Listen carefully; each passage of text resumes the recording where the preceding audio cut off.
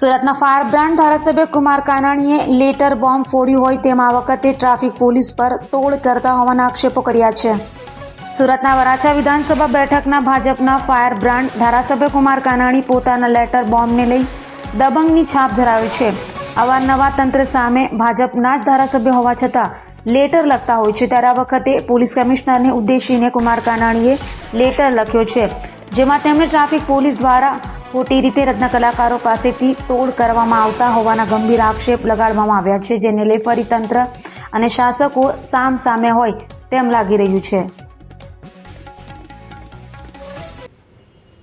વરાછાની અંદર નો પાર્કિંગની અંદર વાહનો ઉપાડવા માટે ક્રેન ચાલે છે. એમાં વિસ્તાર પ્રમાણે ક્રેનની ફાળવણી કરવામાં આવી છે. ક્રેન નંબર 1 કે ક્રેન નંબર 2. તો 1 નંબરની ક્રેન જે છે એ સરથાણાથી કામરેજ એ વિસ્તારમાં ચાલતી હોય છે, અને 2 નંબરની ક્રેન એ વરાછા રોડ પર હીરાબાગ, કાપોદ્રા, મિની બજાર એ વિસ્તારમાં ચાલતી હોય છે. પરંતુ આ થોડા સમયથી મને એવી ફરિયાદો આવે છે કે અમારે ક્રેનના લોકો અમારી ગાડી લઈ જાય તો એ ગાડી લઈ જાય અને બોમ્બે માર્કેટ પાસે અમને બોલાવે છે, વાહનો ત્યાં લઈ જાય છે.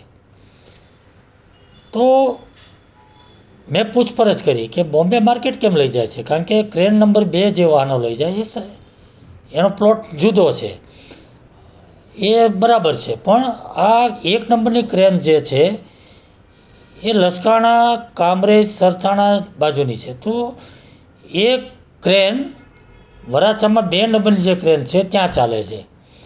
એટલે વરાછા રોડ ઉપર મારા વિસ્તારની અંદર જે ક્રેન ગેરકાયદેસર ચાલે છે, જેનો અધિકાર નથી, એ લોકો ત્યાં ક્રેન લઈને આવે છે, વાહનો ઉપાડી જાય છે અને ત્યાં બોલાવે છે, અને બોલાવ્યા પછી ત્યાં પૈસા લેવામાં આવે છે.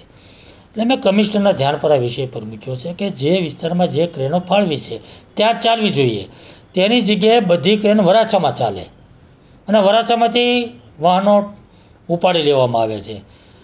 એટલે મને એવું લાગે છે કે વરાછા રોડના વિસ્તારને ટાર્ગેટ કરીને તમામ ક્રેનો વરાછામાં ચાલે અને ત્યાંથી વાહનો ઉપાડીને મોટા પ્રમાણમાં દંડ વસૂલવામાં આવે છે અથવા તો સ્લીપ નહીં આપીને તોડબાજી કરવામાં આવે છે, એ બંધ થવું જોઈએ.